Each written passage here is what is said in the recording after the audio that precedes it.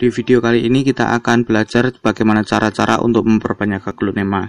Untuk mendapatkan tingkat keberhasilan yang lebih besar pada waktu kita melakukan perbanyakan, sangat disarankan bahwa tanaman aglonema tersebut harus dipastikan benar-benar dalam kondisi yang sehat. Secara umum, bahan-bahan dan alat-alat yang perlu dipersiapkan adalah media tanam yang baik, fungisida, zat perangsang tumbuh, dan juga cutter atau silet. Cara-cara untuk memperbanyak aglonema sendiri yaitu dari pertama kita bisa lakukan dengan cara penyilangan atau dari biji, dua dengan cara pemisahan tunas, tiga dengan cara mencangkok, keempat dengan cara mencacah, dan kelima dengan cara kultur jaringan. Masing-masing cara atau metode mempunyai keuntungan dan kelemahan sendiri-sendiri, tingkat kesukaran sendiri-sendiri, tingkat kesabaran sendiri-sendiri, dan biaya sendiri-sendiri. Oke, yang pertama kita akan bahas perbanyakan aglonema dengan cara penyilangan atau dengan biji. Keuntungan yang kita dapatkan dengan cara perbanyakan aglonema dengan cara ini adalah sangat dimungkinkan untuk mendapatkan jenis-jenis yang baru atau varian-varian yang baru, corak-corak yang baru yang belum ada di pasaran. Dan pastinya bila hasil dari penyilangan tadi bisa diterima oleh pasar, dapat dipastikan bahwa keuntungan yang didapatkan akan sangat amat besar. Tapi yang pasti, kelemahan dari metode ini adalah membutuhkan waktu yang cukup relatif lama dan biaya yang pastinya amat besar, karena membutuhkan tanaman dewasa yang tidak sedikit, serta diperlukan juga tingkat ketelatenan, kesabaran yang lebih dibandingkan dengan metode-metode yang lainnya. Oke, kita bahas caranya, bagaimana cara untuk melakukan penyilangan. Yang pasti kita harus mempunyai tanaman dewasa dengan jumlah yang banyak dan variasi tanaman yang berbeda-beda. Kita rawat hingga mereka tanaman tersebut menghasilkan bunga, di mana bunganya bisa kita silang dan kita rawat hingga menghasilkan biji, dan kemudian bijinya yang kita tanam. Menariknya, kematangan putik dan benang sari dari masing-masing tanaman berbeda-beda, sehingga memang dibutuhkan kesabaran, ketelatenan, dan kejelian untuk menghasilkan jenis-jenis yang baru atau perbanyakan aglonema dari biji. Cara yang kedua yaitu dengan cara tunas atau pemisahan tunas, di mana tingkat keberhasilan dengan metode tunas sangat besar. Dan cara ini boleh dibilang sangat amat aman. Yang menjadi permasalahan, kita harus menunggu cukup lama untuk tanaman aglonema tadi menghasilkan tunas.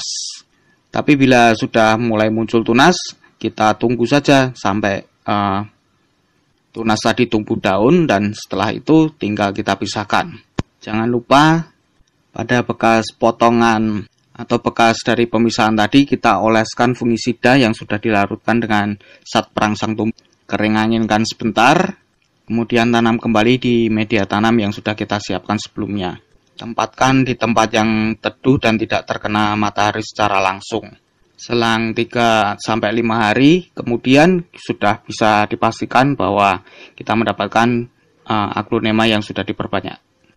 Yang ketiga, kita akan bahas dengan cara cangkok. Untuk cara cangkok ini sangat disarankan bila aglonemanya sudah mempunyai batang yang cukup tinggi atau terlihat dari dasar media. Cara cangkok ini tergolong memiliki tingkat keberhasilan yang cukup tinggi dan relatif aman atau bisa dilakukan bahkan untuk pemula. Caranya cukup kita sayat dengan silet di bagian batang yang tampak di atas media. Kita silet jangan terlalu dalam, tapi kita silet melingkar. Usahakan disilet di beberapa tempat. Setelah itu kita cukup diamkan sebentar, kemudian kita olesi dengan fungisida dan zat perangsang tumbuh. Sehabis itu kita bisa mencari bekas botol aqua atau mika atau bekas gelas plastik juga bisa, yang sudah dibentuk kurang lebih seperti ini. Isi dengan media dan siram secukupnya. Sehabis itu tinggal ditunggu kurang lebih sekitar 1 bulan, maka bisa dilihat nanti akar akan menerobos keluar. Setelah akar terbentuk, bisa kita potong pada bagian yang sudah ada akarnya. Dan untuk bagian bawah yang ditinggal, nantinya dia akan menumbuhkan tunas-tunas baru atau individu-individu yang baru. Yang keempat adalah perbanyakan dengan metode mencacah. Di metode ini, tingkat kegagalan boleh dibilang sangat besar, sehingga tidak disarankan untuk para pemula. Tetapi bila berhasil, bisa dengan sangat cepat didapatkan aglonema yang banyak, dengan waktu yang relatif sangat cepat. Caranya, tinggal kita ambil batang aglonema yang sudah panjang, pastikan dilakukan pada tanaman yang sehat. Setelah itu kita potong-potong atau kita cacah sebanyak 2-3 mata tunas. Keringkanginkan kurang lebih sekitar setengah jam atau 30 menit. Setelah itu oleskan fungisida dan zat PT atau zat perangsang tumbuh. Keringanginkan lagi. Setelah itu kita tanam di media yang sudah kita siapkan sebelumnya. Sangat disarankan untuk disungkup dengan plastik agar mengurangi penguapan dan menjaga kelembapan media. Bila berhasil, maka akan tampak sekitar 2-3 minggu jarum-jarum dari calon aglonema yang baru.